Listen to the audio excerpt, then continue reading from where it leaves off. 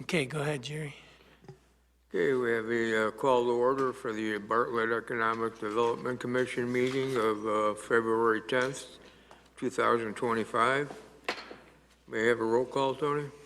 Jerry Cabasco, Here. Kirsten Erickson, Robert Perry. Here. He is here.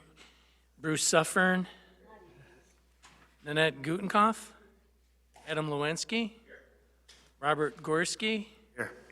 and Mike Densford told me he would not be in attendance. So we do have a quorum. Okay, we have a quorum. Next agenda item would be the approval of the previous meeting minutes from November 11th, 2024. Do we have a discussion on this or a motion to approve? Motion to approve. Second. Motion carries. Great. Next agenda item would be public comment.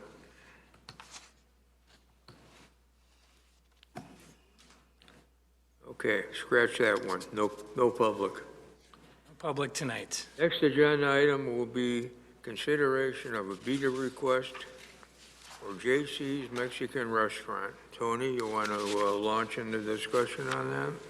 Yes, I would love to, Chairman Cabasco, thank you. I feel like I don't have to tell you folks too much about JC's Mexican Restaurant, but since this is a formal approval process that goes through the EDC and then later the Village Board, for background information, they've been located over there at 130 West Bartlett Avenue for a very long time, for 18 years, which by my calculation makes them the third oldest sit-down restaurant in downtown Bartlett. I would put them behind Pasta Mia and TL's just by a little bit. And so, again, they've been on this very prominent corner. You can see a picture I love that I took quite a few years ago of their building. We talk a lot here at EDC around Small Business Saturday and around Restaurant Week and all throughout the year, really, about how Bartlett has a lot of great small mom and pop restaurants. In this case, we could call it a mother and son type restaurant. It's a quintessential small business here in our downtown. It's unique to Bartlett. I should mention they own the property. Last time the Village Board did some updates about a year ago on the BEDA program, wanted to make sure to distinguish between that so they don't require any landlord approval. They are their own landlords over there. The business, again, you all know what it is, but for application purposes, it's a full-service Mexican restaurant offering dine-in, takeout, and delivery services. And I want to mention this is the very first BEDA grant that we've had in this fiscal year. We have sent a lot out, and we've met with probably 5 different potential applicants, and there are probably at least 3 floating out there right now, but nonetheless, this is the first one that turned everything in, and you know, we're working with them to get them reopened. You all probably know the business has been closed for the past several months. So they're requesting a BEDA grant. They are upgrading their fire alarm system, which ticks, I would say, 2 boxes in the BEDA program, one of them being generally fire suppression and the other one being code upgrades. It's a requirement for them for some of the remodeling they're doing through the fire district to upgrade their fire alarm system. I'll skip the discussion about how important that is, in particular with restaurants, but really any business, there's some fire hazard, but it's certainly is higher for restaurants. So as I mentioned, they're an important downtown Bartlett restaurant on a prominent corner. Staff's recommending a 50% rebate of $10,871. I put a little asterisk there that I'll turn it over to the petitioner in a minute. And I just wanted to mention, because they turned in two quotes, estimates, which are required to turn it in. And the first time I went in and did my calculations, as some of you do, I found that it was more like 20,000 instead of 21,700. I called the petitioner, and he's just including, well, I'll let him talk about it, but an estimate of some of the labor. They're getting some, doing a lot of the work kind of in-house, so to speak. So the labor cost isn't hopefully going to be too high. And anyway, like I said, it's a mother and son operated business here. Luz Alvarez here is the longtime owner. This is her son, Luis. So I'm going to ask him to step up to the microphone to say a few words about the project and to answer questions you may have.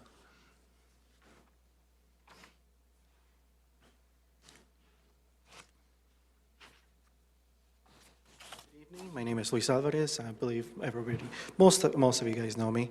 The project is mainly just to upgrade our fire alarm system. It's quite a bit of an old system. They weren't able to add on what was needed, so we have to get a whole new panel, whole new wiring, and then all the conduit, run all the conduit. So the labor cost that Tony mentioned is, I'm going to be doing the conduit myself with my brother-in-law and one of his helpers. So I'm not paying myself, but I wanted to, pay my brother-in-law a little bit, and his helper, obviously, we would have to pay. My brother-in-law wouldn't charge me what normally he would charge. So it's just kind of like an estimate as to what that would be. All the other ones, the first quote for the, we already signed the contract with the fire alarm installation company. So that's what their quote came back at. And then all the other second quote is for all the material that I estimated we would need for the conduit and everything else to be able to run all the wiring. So, yeah. Just going to add, when the last time the village board updated the BEDA program, they added a provision which is like things that stay with the building that you can't carry out. You won't be seeing grants that include like chairs and TVs and stuff like that anymore. So fire suppression, as I said, is a key component, and as he said, they were required to do it, so we wanted to see if we could step in and help in any way.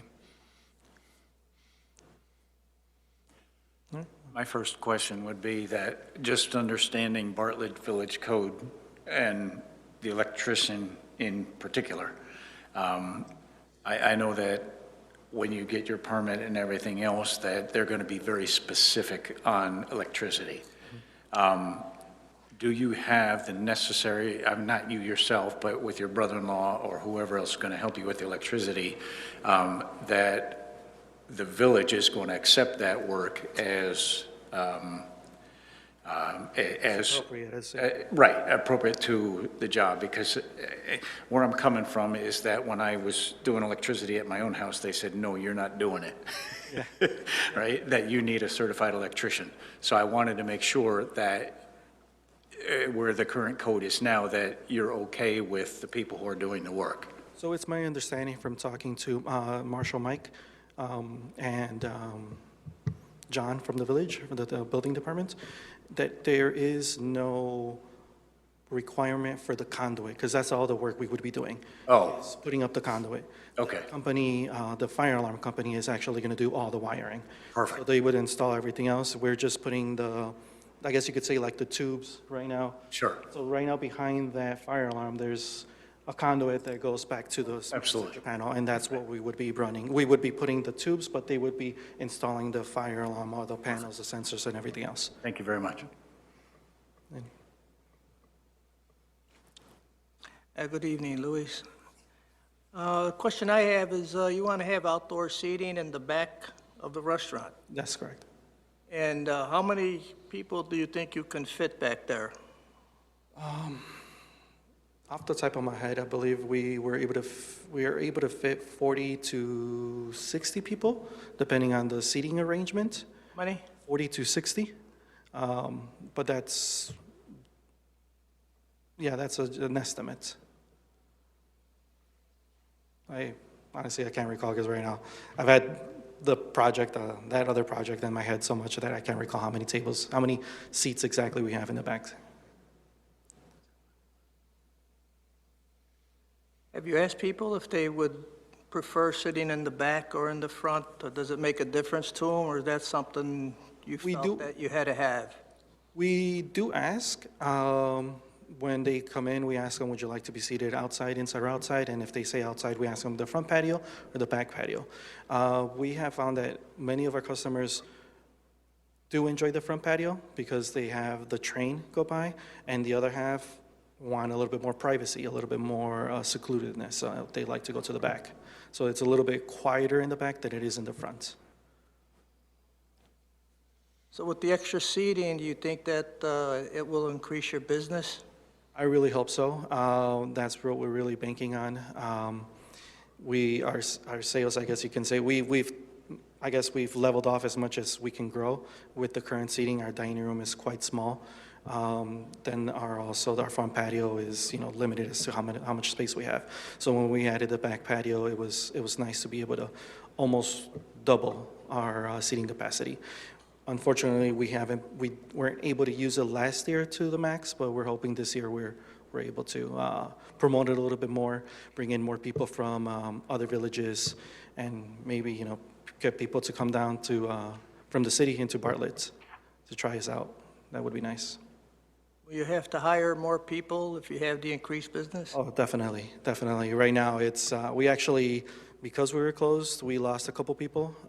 They had to find other work. Our cook, which is, finding a good cook is really hard. So we didn't want to lose him, so we've kept him busy as much as we can and kept him on payroll. And myself, well, obviously wasn't able to pay myself. And generally, our income mostly comes from tips.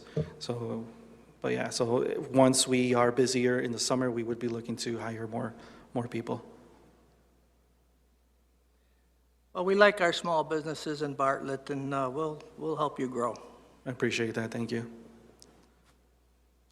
So I totally appreciate that you look at the back and the front for outdoor dining. I mean, I think that's what every business owner should do.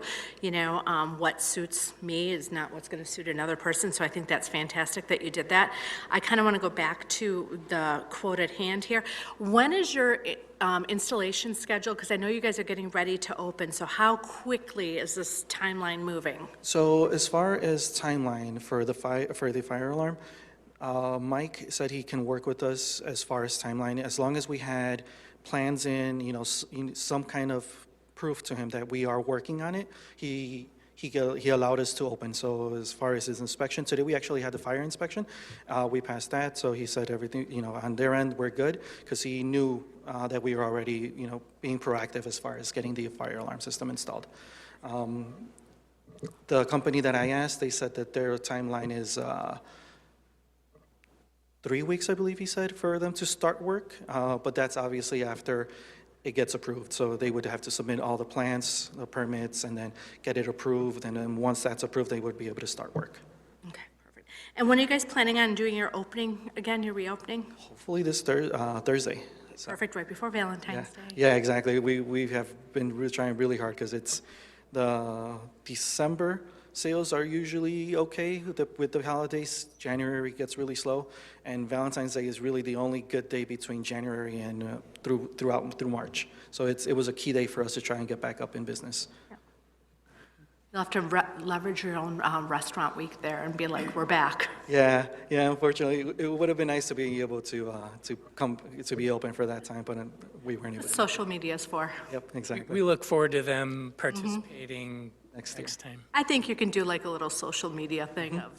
Yeah, actually somebody did post something, I think, saying, bring back restaurant week for JC's, and they posted our Facebook post, reposted it, that, you know, we were reopening. So hopefully, we've been getting a lot of feedback, fortunately, on our posts. And we are very blessed to be here in Bartlett in the community, all the support we've had. Especially they showed it during COVID, which is amazing. I can only say that all these many years, I've been very proud to have you as a business neighbor in downtown Bartlett. And I know how hard the two of you work to make it happen. I was so happy that you bought the property, stabilized it. So I'm glad you're persevering, and I'm sure the future is bright with your patio. Very appreciate it. Thank you very much. I can't take too much of the credit. My mom really is the star of the show. Yes. Yeah, You're right. yeah, my sister too. My sister is the one that helps us with the design, so. I remember when you had a black eye playing soccer. Yeah.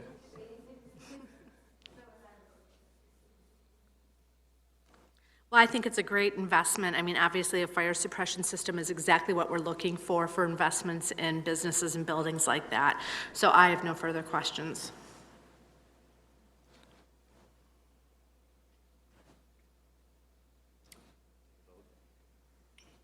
Motion to approve? I motion that we approve a BEDA grant for J.C.'s Mexican Restaurant in 50% of what the total cost ends up being per the subject of the village's approval. They'll get the final numbers. They'll do whatever that math works out to. I don't want to put $10,871, but whatever the 50% is that the village sees of the final bills that is appropriate, I recommend that we approve that. Second. Second. All in favor? Seconded, I think. Want to take a roll call on that, or just raise your hands? Commissioner Suffern? Commissioner Gorski? Aye. Commissioner Gutenkopf? Aye. Commissioner Lewinsky? Commissioner Erickson? Yes. Commissioner Perry? Yes. And Commissioner Chairman Cabasco? Yes. It's unanimous, so it will be, their recommendation will be forwarded to the village board at an upcoming committee meeting. Okay, thank you very much. Thank you, welcome, and we're glad that you're part of Bartlett, and we hope that you join the chamber, and Nan will be happy to help you with that, because we'd love to do a grand reopening for you.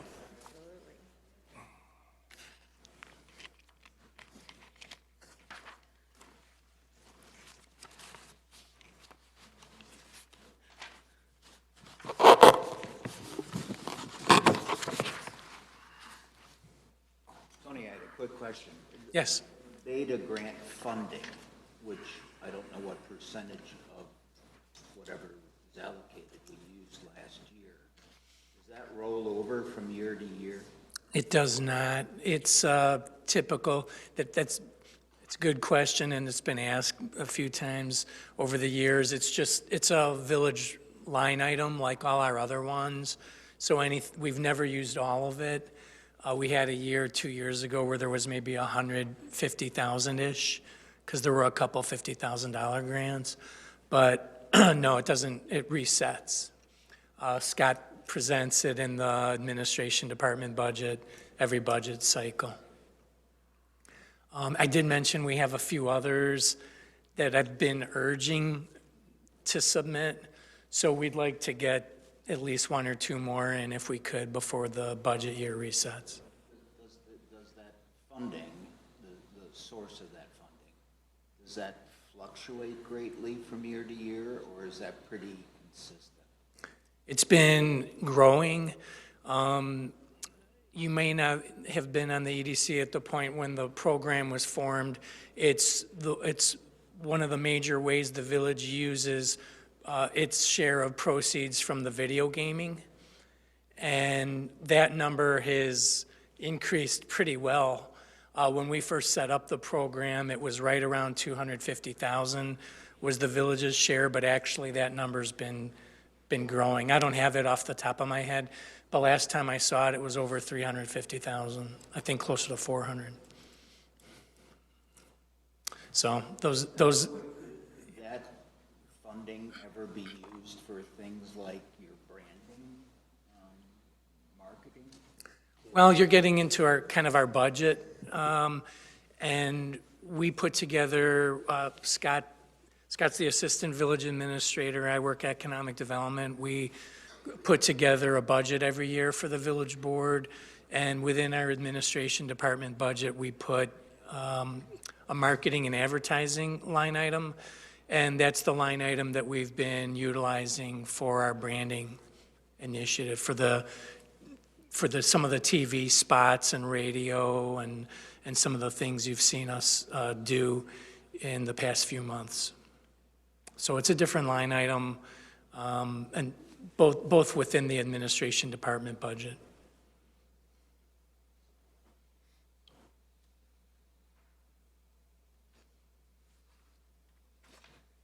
Okay, well, we thank your participation. Thank you for coming in. Next item on the agenda would be the economic indicators report. Tony, going to lead us through that? Hey, I'd be glad to. This is probably, I'll be honest, I didn't go back and see exactly what year we started doing this, but I'm ballparking it like roughly around 10, 11 years ago. Some of the background with it, for those of you this goes back to some of you who've been on the EDC for a very long time. Coming out of the recession, we were, I'm going to use the word reeling a little bit. There were a lot of businesses closing. There were a lot of buildings getting foreclosed on. There were buildings in our business park that were built speculatively that sat empty for many years.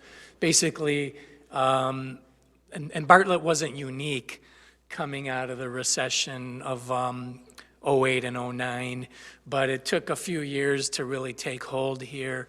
And around 2010 and 2011, our vacancy rates were pretty high.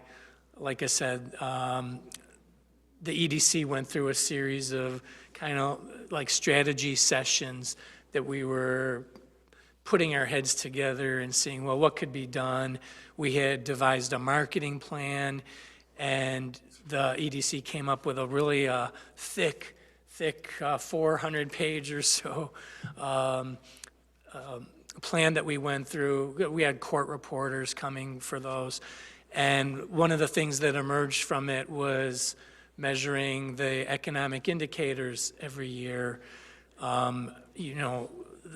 to track our overall economy. So I like to joke at this meeting and say I get to put on a economist hat for a little bit. Microeconomy, Bartlett only, but that's the first word in economic development is economics. So we're going to talk some economics. Like I said, the vacancy rate was high. It was over 10% village-wide. We had a point where Bartlett Plaza, that's now known as Streets of Bartlett, was over 50% vacant for 8 long years. Again, we talked about it here every month, trying to come up with ways to fill it and remodel it. We had an empty Dominick's for quite a few years. That's when this all started. So key metrics include vacancy rates, number of businesses, sales tax revenue, jobs in the village. We like to add safety to it and demographics. So within your packets, there's probably 40 pages of numbers, and you can see the sources that I utilize, and some are from the state, and some are from these programs, these economic programs that Choose DuPage subscribes to, and we get through our membership with them. So reason I mention that is I'm not going to sit here and read 40 pages of economic reports to you. I took out what I thought were some of the key metrics that we look at year after year, so I'm going to quickly go through them. So median household income is a good metric. It's risen to 126. It wasn't long ago, maybe 5, 6, 7 years ago, I was talking about it going over 100 and then 110. This is something that, I was going to say retailers. There's not a lot of retailers anymore, really, but a lot of businesses, different businesses look at it, restaurants, service providers. It's something that is of interest to really almost any business that does that faces the public and is trying to sell a product or a service here. So 126, the Asian population continues to rise. For census purposes, that includes people of Indian descent. And again, since I started tracking this, we'll call it about 10, 12 years ago, that number was under 10%. So you see it keeps ticking up, ticking up, ticking up a little bit. That's a pretty significant number. That's basically like 1 in 6 of the population. Residents holding a Bachelor of Arts or higher is up over 50%. That number too used to be lower when I started tracking it. It used to be in the 30s, well, mid-30s. It's another thing that some businesses look at. Not all, but it's something that when they're looking at demographics of our community, it's something that is brought up every so often. Owner-occupied, that's kind of a big one, 86%. Even that number has changed a little bit. It used to be around 90% when we started tracking this.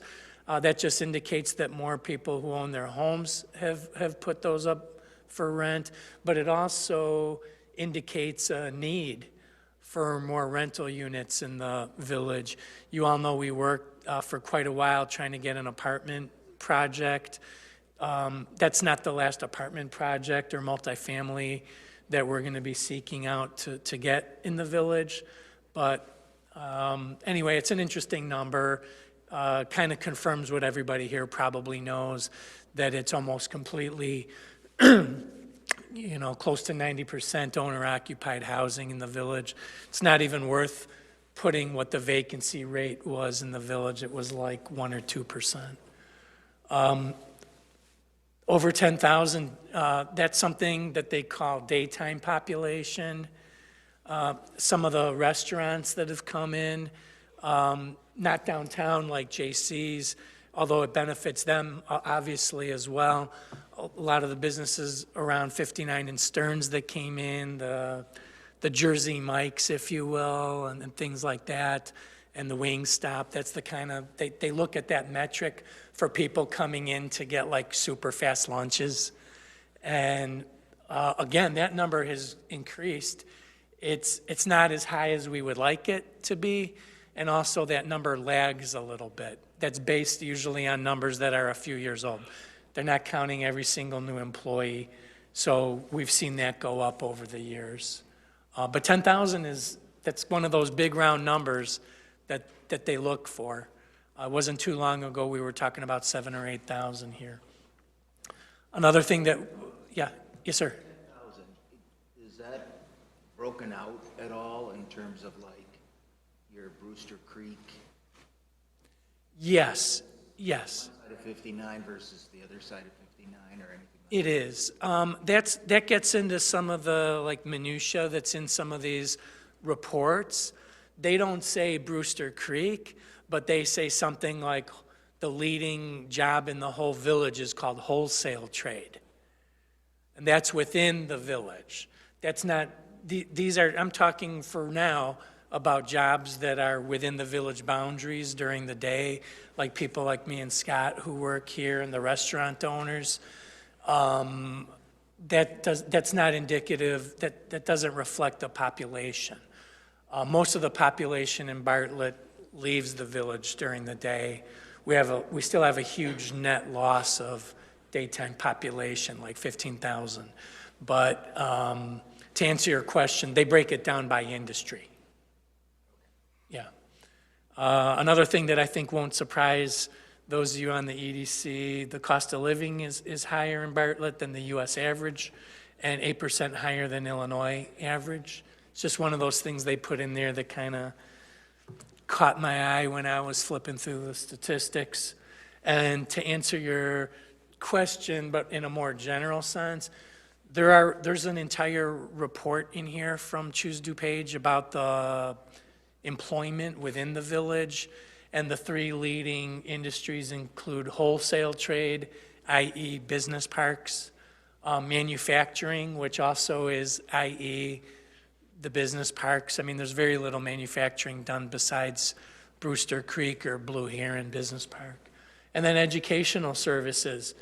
And I do want to throw in one thing about that, because I will have been here for 20 years in the spring, and educational services was the leading employer for like the first 10 years or so. I was with the village. That just means U46. So now we have more people who work in other industries besides education. Moving on, food manufacturing has the highest location quotient.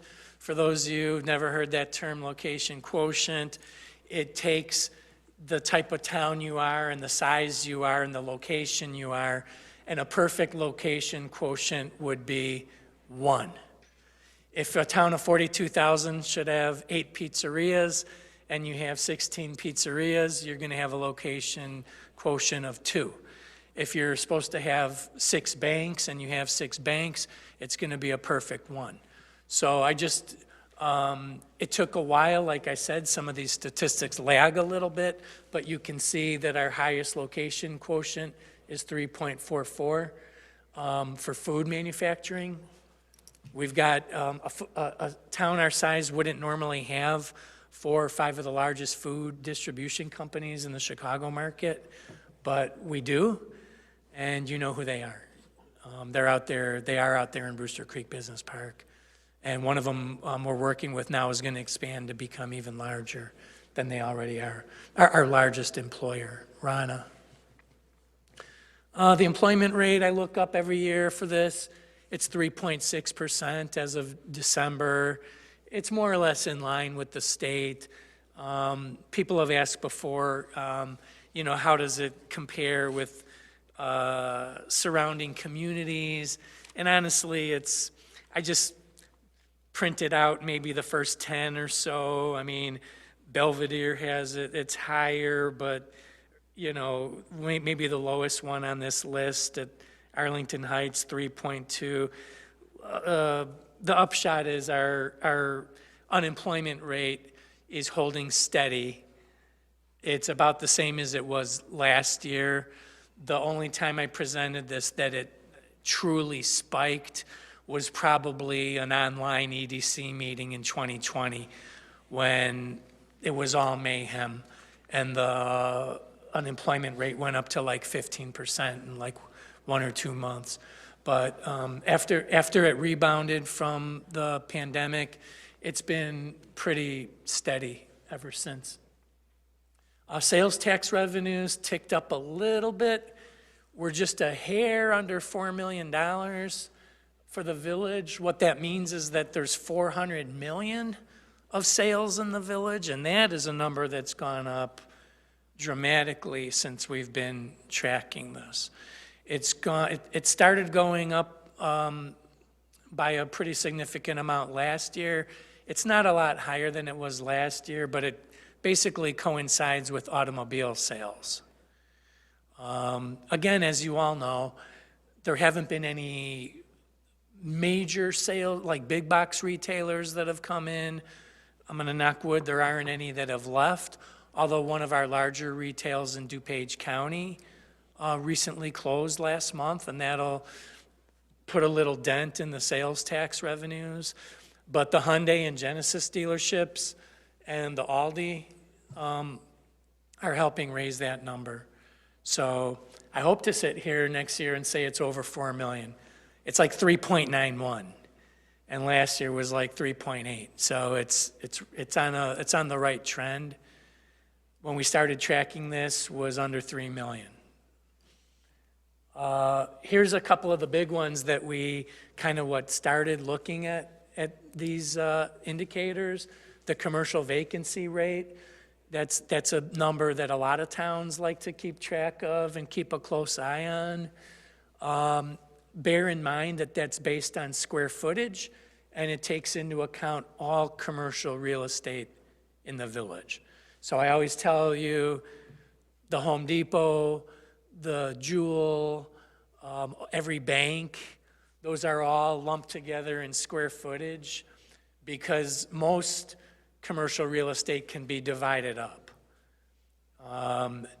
You know, there's a difference between having a 1,200 square foot vacancy and having a 35,000 square foot vacancy like we had in downtown Bartlett for years. So the commercial vacancy rate last year was 5-ish, 5 point something. Like I said, we have the CVS on the corner of Route 59 and Army Trail. Still trying to make some contact, but I have spoken with somebody who's going to be involved with the disposition of that property. I'll skip the long story and say the short version is they'll make it available for lease, sublease really. But anyway, it's 6.8%. We've had a few vacancies. We've filled a few. It's an unfortunate part of economic development in general is that places do unfortunately close from time to time. In terms of industrial vacancy, we don't really have any. Last year it was under 1%. This year it's 1.6, which is all one new spec building that I think I showed here a few months ago after doing the joint review board meetings. There's a speculative building on Route 25, big building you'll see on Route 25 right near West Bartlett Road. That's the only big vacant space right now. Industrial space is at a premium. I'm going to knock wood because we're grateful of that. No, we have more industrial space than we've ever had, and more big buildings than we've ever had. We have three buildings built in the Cook County portion of Brewster Creek that were 400,000 square foot each. So those are good buildings to keep filled. I don't talk about vacancy or office vacancy too much here. I always say this every year too. It's a good thing and a bad thing. We don't have that much office. It's bad in the sense that I tell you our daytime population is 10,000, and there are some areas that have single corporate buildings that have almost that many people. You know, we don't have that kind of employer like Allstate or some high-tech, you know, type of firm in a huge office building somewhere. The good part about it is that most of those towns, including Schaumburg, which is known for its offices, has over 20% vacancy. I read, I think, close to 30. And they're looking at turning office buildings into apartment buildings there. So anyway, office vacancy has been about the same here for quite a few years. 346 licensed businesses, also up a little bit. I should put a little asterisk next to that because the village doesn't require business licenses of businesses that have state licenses. So there's about another 50 there, doctors, dentists, you know, medical providers. So, yes, I didn't put that. You know what? The number is fairly comparable to the number of licensed businesses. I looked that up last year and had it in there. I forgot to this year. If anybody's interested in knowing that number, I can find out how many home-based businesses there are. I'm going to make a note of that. Yeah. So that's my whole, I consider that a quick going through a lot of economic indicators, and I didn't get into traffic counts or anything like that, but these are a lot of the things that potential businesses look at: education, income, vacancy rates, stuff like that.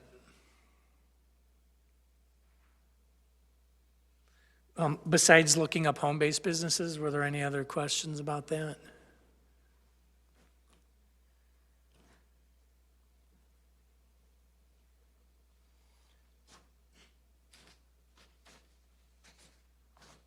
Tony, Sonic was knocked down. Do you know who's going to build something there? The gas station located next door purchased it quite a few years ago. Scott may know more about this than I do, but there was some type of legal issue that was holding them back from expanding. It had to do I think between a merger with Buc-ee's and, who was it? The Mobile? So that's who bought it. They bought it probably at this point, at least 2 years ago, maybe 3 years ago, with the intention of expanding their gas station and convenience store.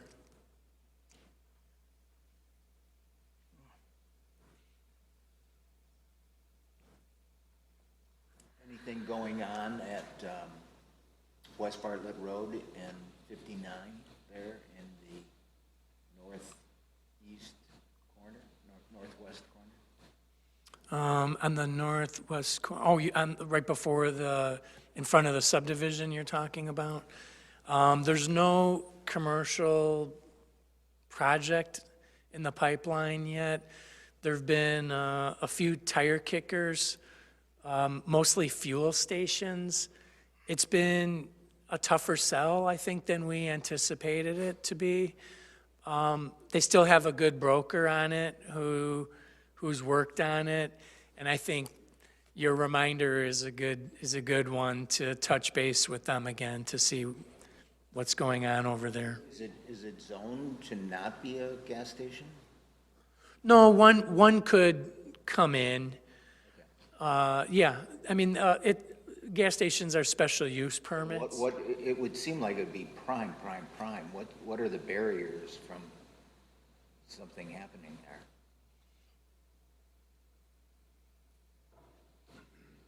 It's a couple feet away from DuPage County. That's one very large barrier, I think, in terms of any type of retail development. When you're on the border of Cook and DuPage, sometimes it's a deterrent for developers to go into Cook, to be honest. And I don't mean to throw them under the bus, but that's one of the largest hurdles that we've identified for that piece. Taxes? Taxes are a big part of it. Also, it's a little bit bigger than what a single fuel station would typically have. We want to try to get something else there in addition to it, if possible, and it just hasn't been a good, I should say, an easy sell to restaurants, to some of the standalone quick service type restaurants that we might have would pursue to go over there. A lot of them don't want to be kind of out there on a corner by themselves. That plus what Scott just mentioned, like I said, it's been a little bit of a tougher sell than we had anticipated. How's the TIF going on Lake Street? Any action on TIF on Lake Street? We've had a little bit of interest in a couple of the sites. Our staff's working together to gather all the information on all the sites. It's kind of a long story, but I mean, there's one key property, 19 acres, right in the middle of it, that has the potential to attract development maybe before some of the other sites do. That could almost be a whole long meeting on its own. There's IDOT right-of-way. We're trying to work with IDOT to work together to make some more of the land available for development. So there's a lot of moving parts with it. Yes, there's interest, but when you start digging kind of deep, you see there's a lot of challenges to the site, to which I always say that's why it's a TIF district. But I think we do have two interested parties so far. Let me correct myself, 3 so far for a couple of the sites in the TIF. Good. Okay, thank you for your update, Tony. I'm sorry? Yes, that does. Is there any new business to discuss, or have we just covered it? There is one thing that I wanted to quickly mention. We were made aware of a state grant last week, and it's for small businesses and economically disadvantaged individuals. I should be clear about this one. It supports capital improvement projects. So it's not, like the BEDA grant is more appropriate for something like upgrading your fire alarm system, but for kind of something they would consider more of a capital type improvement, raw land into a development site or something like that. There's this small grant we've been made aware of. I sent out an email blast to every business whose email that we have in our database last week. And then Commissioner Gutenkopf mentioned that I should bring it up tonight. This is just literally like a paragraph out of about 6 or 7 paragraphs the state sent out about it. It's their grant. It's through the Department of Commerce and Economic Opportunity. They have a YouTube video of how to become qualified as a SCDI business. For the very small businesses, it's for businesses that employ 10 people or under. I'm going to send this email blast out probably 2 more times. You all know how people tend to ignore the first email you send out, and sometimes the second and the third too. But we're going to send it out a few times so people are made aware of it. We'd love to have a couple of applicants in the village. And yeah, the applications are open now and they go through April 7th. So we're not sending out a thing April 3rd to fill out 20 forms with the state. So for any of you in your day-to-day communications with any businesses that you either own or come into contact with, urge them to at least take a look at this. It's worth at least a look.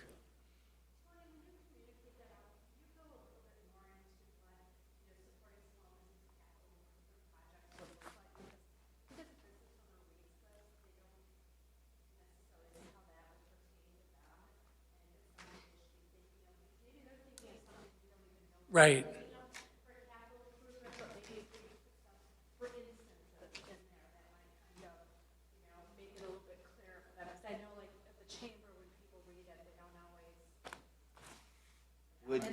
Would J.C.'s patio improvement last year have qualified? I always urge people to apply for things. Yeah, that's kind of my attitude with it. I mean, it's a very small project, but I think that yeah, I mean, for them, it's important, and I take your point is well taken.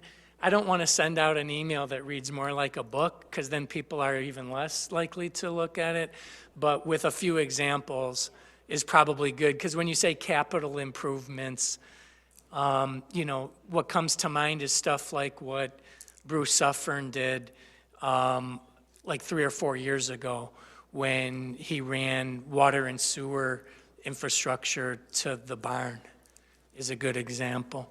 You know, something of that nature. So you're right, I could do.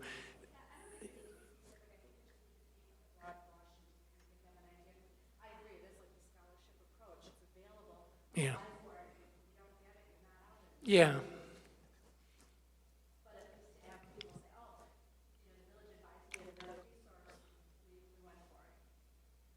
Exactly.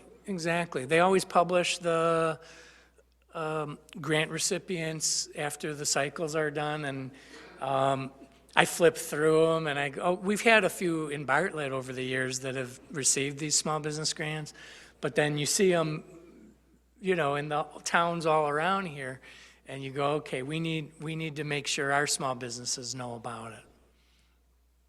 So that's all that is, but it's another, the state doesn't have a lot of grants out there, so when they do, we need to make sure our businesses are aware of it. Are those grants for startups or just established businesses? Well, I think they're for both. I think that's like for our BEDA grants. The way it reads to me, it sounds like it's for established businesses to support them. Doesn't say anything about startups. Yeah, Jerry, I can bring back more information about this to the next meeting. For now, wanted to get the information in their hands. Because I'm sure once they start the permit process, the very first questions are going to be, when did you establish your business? Is it licensed? Is it blah, blah, blah? If you've ever looked at any of those applications, Yeah. banker, there's so many of those check boxes, check here, go there, check here, go there. So you know pretty quick before you're very far into it whether or not you're eligible. Yeah, the state has historically only done incentives for big job-generating projects. You see them talking about 200 new jobs at a manufacturing facility with a state grant. They at least on their end, they're recognizing the need for small businesses also, that there's so many more small businesses than Ranas out there. So anyhow, that's the grant program. I'll take a closer look at it so I can help answer any questions you have or any of the businesses have. For now, we sent it to the businesses so they could kind of wade through that. Just as a matter of record with the DCEO, a lot of times what they'll do is they'll have you spend the money first, and then you'll get reimbursed, and you have to submit all kinds of reports and expenditures and schedules and things like that. So it's a nice grant, but you do have to put the money up front first before being reimbursed. Right, right. Most municipalities, counties, and the states are operating on that method, just like after J.C.'s has to pay for their alarm system and then submit, the state, good point, they operate much the same way. That's all I had under new business tonight. Okay, final agenda item would be adjournment. We have a motion to adjourn. I motion to adjourn. Second. All in favor? Aye. Me? Aye. Thank you. We are adjourned. All those